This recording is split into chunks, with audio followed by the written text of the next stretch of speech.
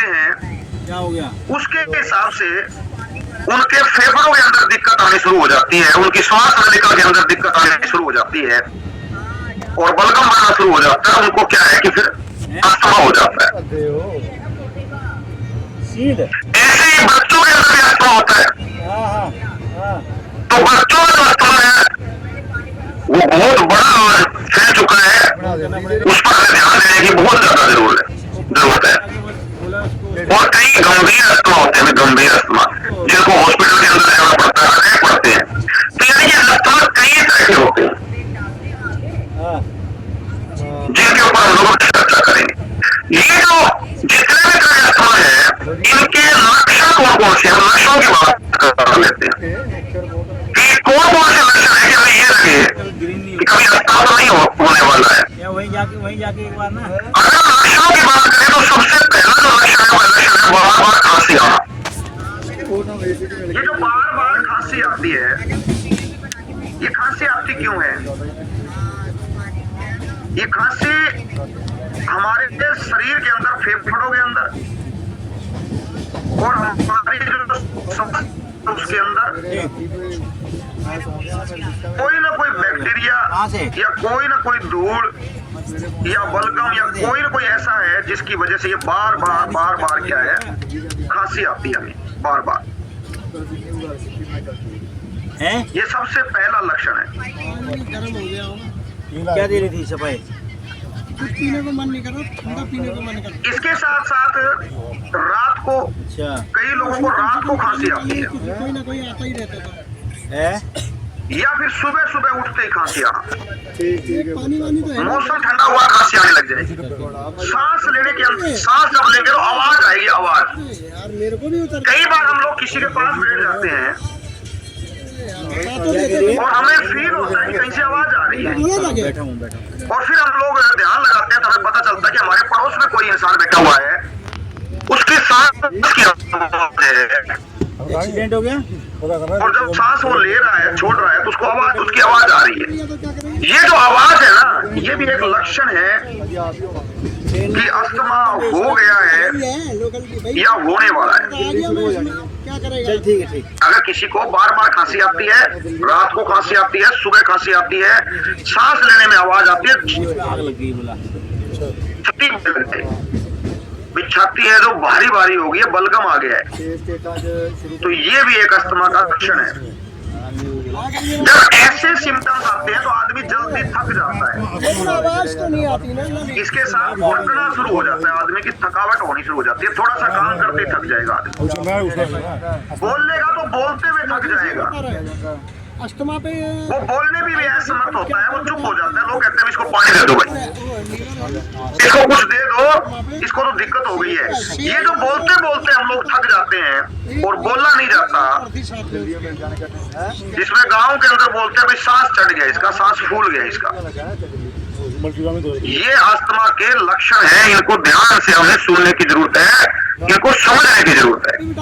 हम लोग जब सीढ़ियां चढ़ते हैं तो सीढ़ियां चढ़ते वक्त सांस फूलना शुरू हो जाता है, तकरीबन बीमारी हो जाती है अगर विटामिन पहले। और कई लोग बीच में ही रुक जाते हैं या कई लोग बैठ जाते हैं, इसका मतलब यह भी एक गंभीर समस्या है।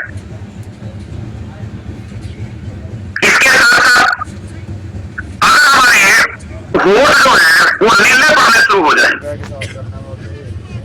कई लोगों का रंग बिल्कुल साफ है लेकिन होठ नीले नीले हो गए हैं।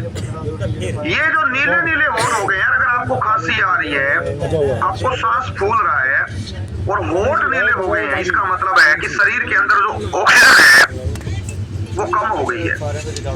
जैसे ही ऑक्सीजन कम होगी शरीर नीला पड़ना शुरू हो जाएगा। क्या सेशन सुन रहे हो? Recording in progress. ऑक्सीजन की कमी हुई है जिसकी वजह से होठ नीले हो रहे हैं। होठ नीले होना हमें यह महसूस हो रहा है, यह हमें बताने का काम किया जा रहा है कि भाई अब शरीर के अंदर कोई ना कोई समस्या है। तो ये समस्या आपकी अस्थमा की समस्या हो सकती है। सांस तेज चलना कुत्ते की तरह, जैसे कुत्ता होता है ना, डॉग होता है, वो सांस बहुत तेज लेता है। अच्छा, ऐसे ही जब इंसान को अस्थमा होता है तो उसके सांस की स्पीड बढ़ जाती है, सांस तेज लेना शुरू कर देता है। और जब जितना सांस फास्ट होगा हमारा तो उतना ही वो इंसान मौत के नजदीक होता है। हैदराबाद प्रोग्राम था ना, हैदराबाद। जितना हाँ, वो छोटा ट्रेन में होगी, ट्रेन में इसमें पटरी होगी। लंबी होती है सांस, जितना हैदराबाद छोटा और गहरा होगा, हैदराबाद। गहरा होगा सांस। हाँ, फट रहा है क्या तो इसका मतलब है कि अब उठ रहे हैं वहाँ से, प्रोग्राम हो गया था ना। तो ये कई तरह की चीजें हैं जिनको हमें समझ बोलते हैं भाई। लंबा सफर हो गया। अरे अगर हम लोग बात करें प्रोग्राम दिल्ली में होगा आपकी बात दिल्ली। कि लक्षणों की और बात करें दिल्ली वाला कब है? तो आपको अगर रात को नींद आ रही है एकदम Recording stopped.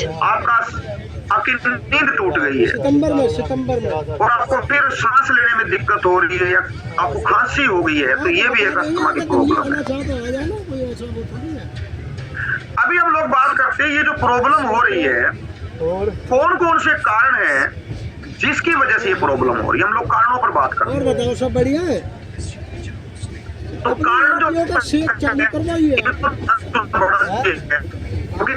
में 20-30% कारण ऐसे हैं अस्थमा के मामले में जिनको हम लोग जो हमारे हाथ में, बाकी हमारे हाथ में नहीं है भाई। तो जितने भी जो हमारे हाथ में है कम से कम उतना तो हम लोग ख्याल रखें, उतना तो हम लोग उसको दूर कर लें तो बहुत अच्छा रहेगा। तो कारणों की बात करें, सबसे पहला जो कारण है अस्थमा का वो है, आप भी पता है ये समझ लो कि प्रदूषण को ले लेते हैं हम। सबसे पहले प्रदूषण, जैसे एलर्जी का अस्थमा होता है, जिन लोगों को एलर्जी का अस्थमा होता है यानी किसी चीज से एलर्जी होती है, जैसे धूल है, आपको धूल आई या कोई भी पालतू जानवर अगर हमारे आसपास है या घर के अंदर पालतू जानवर है, जैसे उसके संपर्क में आए तो वो भी प्रदूषण देने का काम कर रहा है। कोई फंगस है या घर के अंदर कोई भी धूल मिट्टी वाली चीज है वो हमें एलर्जी दे रही है, या पर्दा किसी ने हिलाया और आपको एलर्जी छिड़ गई। ये बहुत बड़ा कारण है जो कि आज एलर्जिक वाले जो अस्थमा है उनके लिए। धूल मिट्टी है, ये सारे छोटे छोटे कण जैसे ही हमारे सांस के माध्यम से जाएंगे एलर्जी छिड़नी शुरू हो जाएगी। इसके साथ साथ और जो कारण है, जैसे नॉन एलर्जिक अस्थमा की बात करें तो धुआं एक बहुत बड़ा कारण है भाई। तनाव बहुत बड़ा कारण है। ठंडी हवा या कोई भी बंदा, किसी को अगर इन्फेक्शन है और उसके संपर्क में आ गए तो उससे क्या होगा, तुरंत हमारे ऊपर भी अटैक पड़ना शुरू हो जाएगा। ये कारण है। हेलो, कई लोग हेलो, जब दौड़ लगाते हैं या तेज कदम चलते हैं तो उनका सांस फूल जाता है, और फिर वो चलने में असमर्थ होते हैं। तो ये जितने धूल मिट्टी, ये जो हम लोग बाहर जाएंगे जैसे हुआ संपर्क में आ गए हम लोग धूल मिट्टी खोल के, ये प्रॉब्लम शुरू हो जाती है। जैसे हम कोई व्यवसाय कर रहे हैं, मान लो ऑटोमेटिक का कोई बंदा मिस्त्री का काम कर रहा है, वो मिट्टी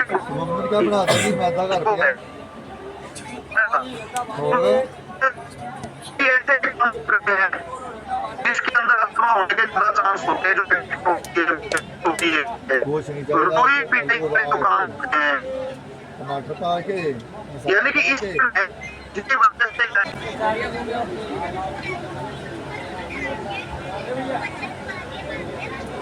और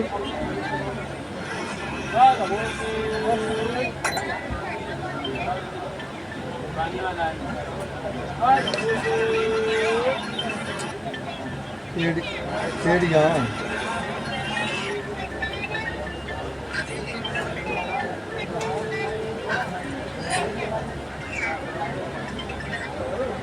तेल भी घर हैगा, मैदा हैगा, शाम लो, ठीक है। ते आलू भी घर है, मटर की दाल, छोले पा लो, छोले पाल के पा लो।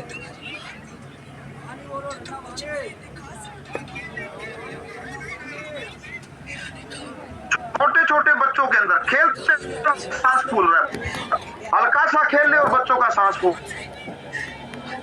बार बार बच्चों के छाती के अंदर क्या है, इन्फेक्शन। और मैंने पहले कहा कि बच्चे इनहेलर का यूज कर रहे हैं, नेबुलाइजर का यूज कर रहे हैं बच्चे, और स्कूलों के अंदर साथ लेकर जा रहे हैं। अभी एक सर्वे हुआ है जिसके अंदर भारत के अंदर 35 से 40 करोड़ बच्चे हैं अनुमानित। जो सर्वे हुआ है उसके अंदर बताया गया है कि 2.5 से 3 करोड़ बच्चे ऐसे हैं जिनको अस्थमा है, और स्कूल के अंदर वो अपने साथ इनहेलर लेकर जाते हैं, नेबुलाइजर लेकर जाते हैं। देखो आप कितनी गंभीर स्थिति हो गई हमारे देश के अंदर और पूरी दुनिया के अंदर। तो हमें क्या करना है, बच्चों का ध्यान रखना है भाई, और बच्चों को हमें खान पान और उनकी जो आदतें खराब हो गई है उसके ऊपर हमें ध्यान रखना है। तो अभी हम लोग कारणों की बात कर रहे थे, और कारण कौन कौन से है। जैसे सबसे अगर हम लोग बात करें प्रदूषण की, जैसे मैंने बात की, धुआं है आपका, वाहन का प्रदूषण है, फैक्ट्री का धुआं है। इसके साथ साथ जैसे ही सर्दी आती है उत्तरी भारत के अंदर इतना ज्यादा प्रदूषण होता है कि सांस लेना भी बड़ा मुश्किल हो जाता है, और हर घर के अंदर एक ही बात होती है, भाई घर से बाहर मत निकलो। जैसे ही घर से बाहर निकलेंगे तो अटैक पड़ेगा, डायरेक्ट अटैक पड़ेगा। ये हाल है, ये बहुत बड़ा कारण हो गया है। जैसे जैसे सर्दी आती है, सर्दी के दिनों के अंदर बड़ा कारण हो गया है। सबसे बड़ा कारण ये है, इसके ऊपर हमारा कोई भी बदलाव हम लोग नहीं कर सकते। कोई ऐसा नहीं है कि हम लोग कोई ऐसा बदलाव कर ले कि ये ना हो, ये होगा ही होगा, इसमें हमारे हाथ में कोई चीज नहीं है भाई। दूसरा, कई लोगों को एलर्जी होती है, एलर्जी अलग अलग तरह की एलर्जी होती है जिसकी वजह से अस्थमा बढ़ता है। तो हम लोगों को क्या है, एलर्जी को पकड़ना जरूरी है। एलर्जी है किस चीज से, अगर हम लोगों ने उसके ऊपर काम कर लिया तो एलर्जी अगर चली गई तो उसके बाद कोई प्रॉब्लम नहीं। जैसे मैं मेरी बात करूं तो मैं जब 22 साल का था तो मैंने सरकारी नौकरी छोड़ दी थी, सिर्फ मुझे एलर्जी थी, बड़ी खतरनाक और भयंकर एलर्जी थी, और अस्थमा था मुझे। और ये सिलसिला चलता ही आ रहा था कई सालों से, और उसके बाद 11 साल पहले भोजन बदला, अभी एसी चल रहा है, नो प्रॉब्लम। यानी कि हमने उस एलर्जी के ऊपर काम कर दिया, हमने शरीर के अंदर बदलाव कर दिया, भोजन में बदलाव कर दिया, आज बिल्कुल स्वस्थ है। इसके साथ साथ एक सबसे बड़ा और बहुत बड़ा कारण है, और वह कारण है मोटापा।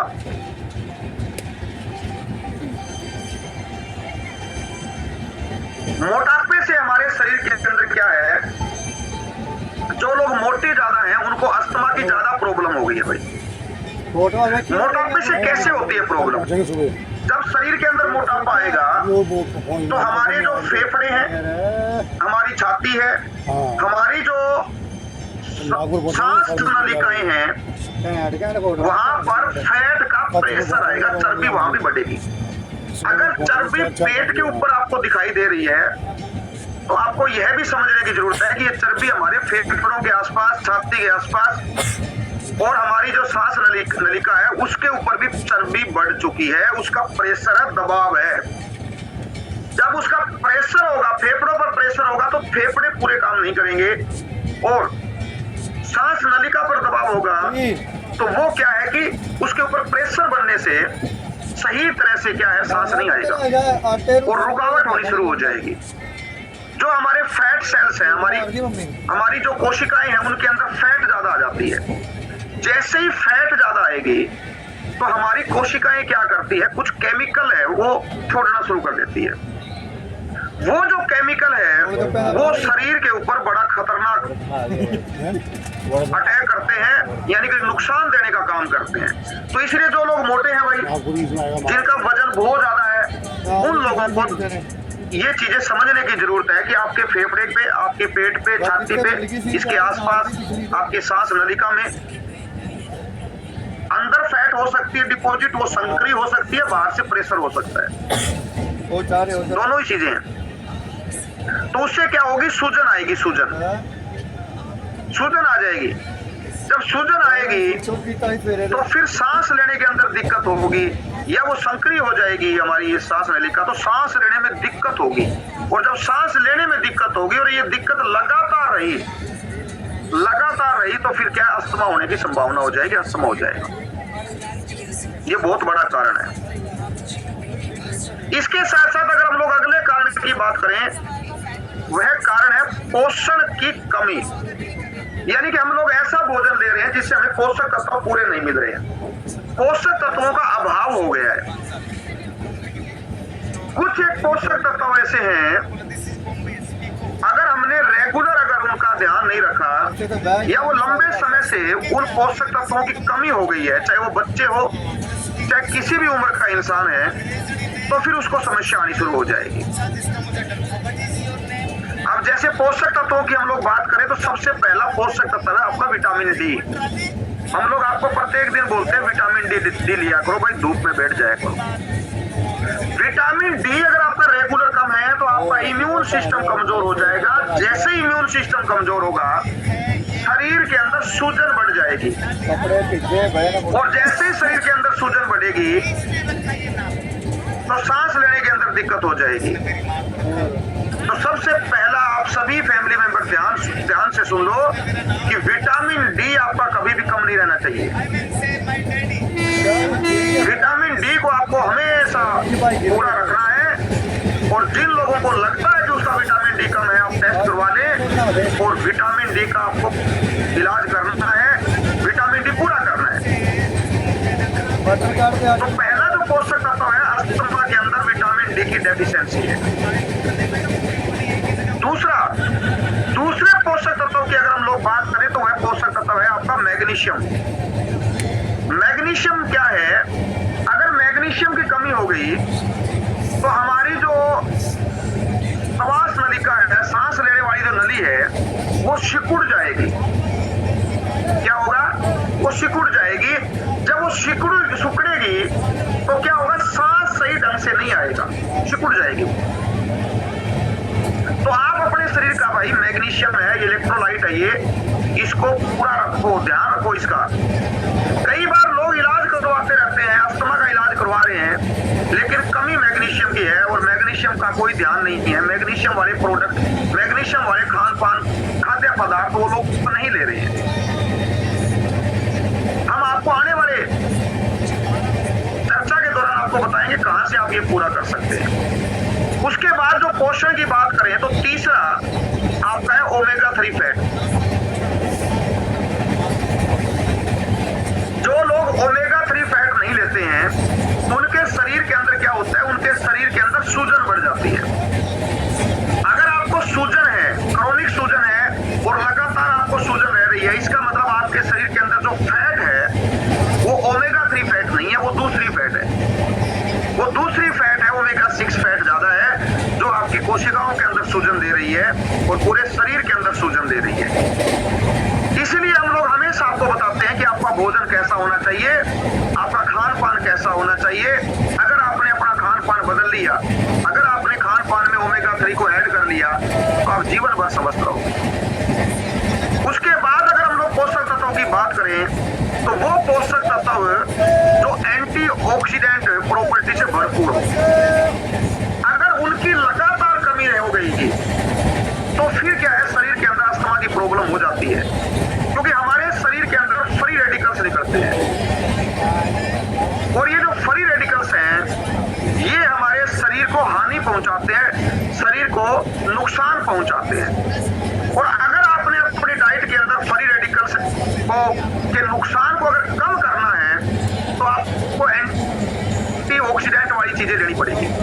जैसे हमें कोई दिक्कत होती है, हम लोग दवाइयां लेकर आते हैं, डॉक्टर हमें एंटीऑक्सीडेंट वाली दवाइयां देते हैं, एंटी इन्फ्लामेटरी दवाइयां देते हैं, एंटीसेप्टिक दवाइयां देते हैं, यानी कई तरह की ये गोलियां देते हैं जिनको हम लोग खाते हैं। यही चीज हमारे घर के अंदर भी है, यानी कि आपका एंटीऑक्सीडेंट कहां से पूरा होगा वो हम लोग आपको बताएंगे। अगर आपने वो रेगुलर रखा तो जीवन में कभी अस्थमा नहीं होगा, उसकी चर्चा हम लोग करेंगे। तो यानी कि कई कारण हैं हैं जिनके ऊपर हमें ध्यान देने की जरूरत है, तो उनमें से पोषक तत्वों का अभाव भी एक बहुत बड़ा कारण है भाई। उसके बाद अगर हम लोग बात करें तो शरीर के अंदर पोषक तत्वों में कुछ और पोषक तत्व चाहिए, जिसमें से जिंक है आपका। जिंक बहुत इंपॉर्टेंट पोषक तत्व है, ये पूरा होना चाहिए या कभी कम नहीं होना चाहिए। जिंक बहुत थोड़ा चाहिए, लेकिन आपको इसको हमेशा पूरा रखना है। इसके साथ साथ और कारणों की बात करें तो तनाव एक बहुत बड़ा कारण हो गया है, और लोगों को मानसिक तनाव है, बहुत ज्यादा तनाव है, उसकी वजह से अस्थमा हो रहा है। अब आप ये कहो जी तनाव से कैसे होता है? तनाव मन के अंदर आया, आपके दिमाग के अंदर तनाव है, आप ओवर थिंकिंग है, बहुत ज्यादा विचार कर रहे हैं, सोच रहे हैं, आप गुस्से के अंदर हैं, आप इमोशनल डिस्ट्रेस आपको है, भय आपको, डर है, यानी कि आपके शरीर के अंदर कई तरह के अलग अलग तरह के तनाव हैं। जब आप लोग क्रोध में होते हैं, गुस्सा के अंदर होते हैं, ओवर थिंकिंग में होते हैं, हाइपर होते हैं, तो आपके शरीर के अंदर कोर्टिसोल नाम का एक हार्मोन है, वो ज्यादा सक्रिय हो जाता है। वो होना चाहिए, वो बड़ा जरूरी है, लेकिन अगर वो ज्यादा सक्रिय हो जाता है तो प्रॉब्लम क्रिएट हो जाती है। तो जो लोग तनाव में रहते हैं उनका क्या है, कोर्टिसोल है वो ज्यादा ओवर एक्टिव हो जाएगा, सांस तेज हो जाएगा। जैसे हम लोग गुस्से के अंदर होते हैं, हमारा सांस तेज हो जाता है। जब हम लोग, कई लोग आपस में जब फोन पे भी बात करेंगे और गुस्से में बात करेंगे, या लड़ाई जो लोग करते हैं, आप देखते हैं कि उनका सांस बहुत ज्यादा तेज हो जाता है। जैसे ही सांस तेज होगा, शरीर के अंदर सूजन आनी शुरू हो जाएगी, इम्यून सिस्टम हमारा नीचे की तरफ आएगा। इम्यून सिस्टम हमारा जो इम्यून सिस्टम खराब हो जाएगा, नींद खराब होगी। जो लोग तनाव में रहते हैं उनकी नींद खराब रहती है। और आजकल बच्चों के अंदर बड़ा तनाव है, बच्चों को सुबह उठने का तनाव है, स्कूल में जाने का तनाव है, सुबह सुबह उनको जबरदस्ती खाना खिलाया जाता है, उसका भी तनाव है, स्कूल के अंदर होमवर्क है, उनका तनाव है, घर आएंगे तो होमवर्क करना पड़ेगा, फिर ट्यूशन पे जाना पड़ेगा, मम्मी पापा की डांट भी सहन करनी पड़ेगी, यानी कि तनाव बहुत है बच्चों के अंदर। इसीलिए तो बच्चों को ये अस्थमा की प्रॉब्लम ज्यादा आ रही है भाई। तो ये जो तनाव है, इसमें बच्चों का भी क्या है, कोर्टिसोल है, वो ऊपर की तरफ आता है, और बच्चों के शरीर के अंदर क्या, सूजन होनी शुरू हो जाती है, इन्फ्लेमेशन होनी शुरू हो जाती है, और बच्चों को अस्थमा की प्रॉब्लम हो जाती है। तो हमें तनाव नहीं देना है बच्चों को, इसके ऊपर हम लोग चर्चा करेंगे। इसके साथ साथ एक और हम लोग कारण है जिसके ऊपर हम बात करेंगे, वह कारण है कि स्मोकिंग। जो लोग स्मोकिंग करते हैं उनके फेफड़े खराब होते हैं, फेफड़े खराब होंगे तो आपको अस्थमा होगा, दमा होगा। नंबर एक, जो लोग स्मोकिंग करते हैं उनके आसपास के लोग तो स्मोकिंग नहीं करते हैं, लेकिन उनके माध्यम से उनको धुआं मिलता है, और उस इंसान के द्वारा छोड़ा गया धुआं भी उनको मिलता है। ये दूसरा कारण है। यानी कि पहला तो है डायरेक्ट धुआं ले रहे हैं, दूसरा है कि किसी के माध्यम से धुआं ले रहे हैं, और एक तीसरा होता है कि जब आदमी स्मोकिंग करता है और अपने रूम के अंदर स्मोकिंग करता है, उस रूम के अंदर जो पर्दे हैं, जो चादर है, या जो फर्नीचर है, अलमीरा है, कोई भी बर्तन है, उसके ऊपर भी धुआं आ जाता है, धुआं वहां भी ठहर जाता है, और जैसे ही उसके संपर्क में कोई भी इंसान आएगा तो उसको बड़ा साइड इफेक्ट होगा, बड़ा नुकसान होगा। तो इसलिए जो लोग धूम्रपान कर रहे हैं उन लोगों को ये ध्यान देने की जरूरत है, उनको अस्थमा सबसे ज्यादा होता है। और इसके साथ साथ धूम्रपान के संपर्क में अगर बच्चा आएगा, छोटा बच्चा आएगा, तो क्या नुकसान होगा? छोटे बच्चे के फेफड़े विकसित नहीं हुए हैं, छोटे बच्चे की जो श्वास नलिका है वो विकसित नहीं हुई है, और छोटे बच्चे का जो इम्यून सिस्टम है वह भी विकसित नहीं हुआ है। लेकिन वो धुआं, जैसे बड़ा धुआं ले रहा है वैसे वो भी धुआं ले रहा है छोटा बच्चा। तो होगा क्या, थोड़े दिनों के बाद इस बच्चे को फिर इनहेलर लगाना पड़ेगा, इनहेलर देना पड़ेगा, और बच्चे को अस्थमा होना शुरू हो जाएगा। और ये अक्सर गलतियां घर के लोग करते हैं, बच्चों को खिलाएंगे, साथ में स्मोकिंग करेंगे, कोई बीड़ी पी रहा है भाई, कोई हुक्का पी रहा है, और साथ में बच्चा बैठा हुआ है या बच्चों को खिला रहे हैं। अब उनको इस बात का बिल्कुल पता नहीं है कि आप ये जो धुआं छोड़ रहे हो, इससे इस बच्चे के फेफड़े खराब हो रहे हैं, और इस बच्चे का विकास रुक जाएगा, इस बच्चे के फेफड़े पूरे बने ही नहीं है, श्वास नलिका सही तरह से, श्वास नलिका का भी ग्रोथ नहीं हुई है, इम्यून सिस्टम भी कमजोर है। इसके साथ होती है, अगर वो किसी स्मोक के नजदीक आएगी, अगर उनके घर में कोई धूम्रपान कर रहा है, वो ऐसे रूम के अंदर ज्यादा रहती है, या फिर आपकी रसोई ऐसी है जिसमें आप लोग धुआं ज्यादा वहां पर बन रहा है, या आप भोजन पकाते हैं उस दौरान धुआं आता है, तो ये जो हमारी प्रेग्नेंट महिलाएं जो बहनें होती है, इनको खुद को तो नुकसान होता ही होता है, इनके बच्चे के जो फेफड़े हैं उनको नुकसान होता है भाई बहुत ज्यादा। फेफड़ों को नुकसान होता है और बच्चे का इम्यून सिस्टम कमजोर होता है। जब बच्चा इस दुनिया में आएगा तो 2-4 साल के बाद बच्चे को खांसी रहेगी और बच्चे को बलगम बनेगा और बच्चे के फेफड़े कमजोर होंगे और बच्चे को फिर क्या इनहेलर देना पड़ जाएगा। अब हम लोग सोचते हैं कि बच्चा तो मेरा 5-7 साल का इनहेलर का प्रयोग कर रहा है, लेकिन हमें कारणों का पता ही नहीं है। हम लोग दवाइयां दिला रहे हैं, अच्छे हॉस्पिटल में जा रहे हैं, हमारा इकलौता बच्चा है, हमें पता ही नहीं है कि इसके पीछे कारण कौन सा है। इसके पीछे कारण है कि आप लोग धुएं के संपर्क में ज्यादा रहे, या आपके घर में ऐसा बंदा है जो स्मोकिंग कर रहा है, वो धुआं उस प्रेग्नेंट बहन को गया और वो जो धुआं है उस बच्चे के पास गया और बच्चे के फेफड़े शुरुआत के अंदर जब फेफड़ों का निर्माण हो रहा है उसी दौरान बच्चे के फेफड़े कमजोर होने शुरू हो गए। इसलिए ये कारण है बहुत बड़ा, इस कारण को समझने की जरूरत है, ये कारण हटाने की जरूरत है भाई। सभी फैमिली मेंबर ये ध्यान से सुन लो, आप मतलब अच्छा नहीं कर रहे हैं अगर आप लोग स्मोकिंग करें, आप करिए, बाहर जाके करिए, घर के अंदर मत करिए, बाहर करिए और घर के अंदर आते हैं तो 1 गिलास पानी पी लीजिए, क्योंकि स्मोकिंग करने वाले आदमी का धुआं है वो सांस जब छोड़ता है तो बहुत हानिकारक बैक्टीरिया छोड़ता है, केमिकल छोड़ता है और वहाँ छोटे बच्चों को बहुत नुकसान होता है। और इसके साथ साथ और जितने भी हमारे घर के सदस्य हैं, खासकर प्रेग्नेंट महिला है, उसको बहुत ज्यादा नुकसान होता है। और उस रूम के अंदर अगर उस संपर्क में हम लोग आएंगे, उस पर्दों के संपर्क में आएंगे जहाँ धुआं बैठा हुआ है, चादर के संपर्क में आएंगे, छोटा बच्चा हमने लेटा दिया, वहीं किसी ने स्मोकिंग की थी, वहीं छोटा बच्चा है, हमने वहां पर उसको सुला दिया है, तो वो बच्चे को साइड इफेक्ट होने शुरू हो जाएंगे उस धुएं के। तो धुएं के 3 तरह से साइड इफेक्ट होते हैं, आप खुद लेते हैं या आपके माध्यम से दूसरा ले रहा है, या आप उस रूम के अंदर प्रदूषण छोड़कर जा रहे हैं जो आपके बच्चों को बड़ा नुकसान करेगा। ये बहुत बड़ा कारण है। हम लोग बाहर के प्रदूषण को कम नहीं कर सकते क्योंकि हमारे हाथ में नहीं है, लेकिन घर का जो प्रदूषण है, जो हम लोग घर के अंदर गलतियां कर रहे हैं, हम लोग इसको तो कम से कम दूर कर सकते हैं, जिससे कि हमारे बच्चों को किसी भी तरह की कोई दिक्कत ना हो, अस्थमा का कोई अटैक ना पड़े। इसके साथ साथ और कई कारण हैं जिसकी वजह से हमारे शरीर के अंदर सांस लेने के अंदर दिक्कत होती है। जैसे कि हम लोग अगरबत्ती लगाते हैं, हम लोग धूप का सेवन करते हैं, धूप लगाते हैं, पूजा पाठ करते हैं, घर के अंदर बहुत ज्यादा स्मोक करते हैं। कई लोगों के घर के अंदर क्या है, पूजा पाठ करते हैं, उसके बाद जैसे अगर हम लोग घर में चले जाए तो हमें लगता है, ऐसा लगता है कि कोई आग लगी हुई हो। हम कहते हैं क्या हो गया, बोला कुछ नहीं, बोले इतना धुआं कैसे, बोल नहीं पूजा की है। फिर वो कहता है अच्छा पूजा की है, वो भी इस बात को स्वीकार कर लेता है, लेकिन ये जो पूजा हम लोग करते हैं, इसका जो धुआं है वो हमें अस्थमा देने का काम कर रहा है। हमारे घर के छोटे छोटे बच्चे लेटे हुए हैं और हमने पूजा पाठ की, हमने इतनी बड़ी वो धूप होती है जिसको लगा देते हैं, पूरे घर में घुमाते हैं। भाई आस्था किसी चीज के साथ नहीं जुड़ी हुई, वो ध्यान के साथ जुड़ी हुई है।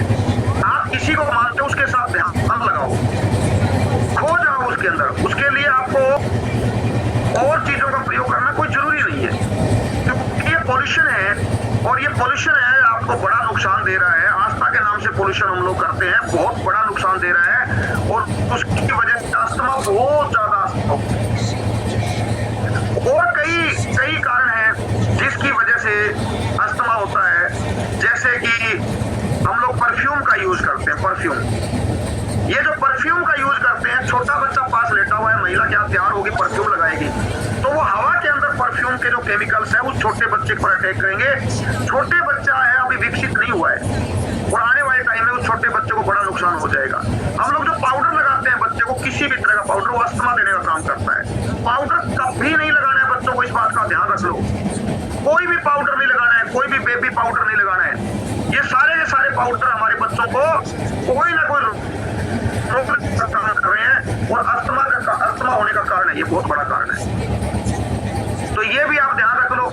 पैसे खर्च करके हम अपने बच्चों की सेहत के साथ खिलवाड़ कर लेते हैं, लेकिन हमें ध्यान नहीं होता, हमें पता नहीं होता, उसकी वजह से ये गलती हो जाती है। लेकिन आज पता चल गया है तो परफ्यूम आपका कोई भी पाउडर है, किसी भी तरह का है, आप मत करिए। आपको तैयार होना है तो खुले में जाके तैयार हो लें, ताकि बच्चों का ऊपर कोई भी साइड इफेक्ट ना हो। क्योंकि इससे क्या है, एलर्जी होगी, इससे आपके बच्चों को दिक्कत आएगी, उसको छींके आएगी, खांसी आएगी, जुकाम होगा बार बार। और कई महिलाएं कहती थी मेरा बच्चा बार बार बीमार होता है। मैं कहता हूँ आप तैयार होते हो डेली? बोला जी बिल्कुल। तो बीमारी होगा। आप डेली पाउडर लगाते हो, परफ्यूम लगाते हो? बोले जी बिल्कुल। वहीं बच्चा लेटा हुआ है, रूम बंद है, तो होगा ही होगा भाई, उसको कोई रोक नहीं सकता।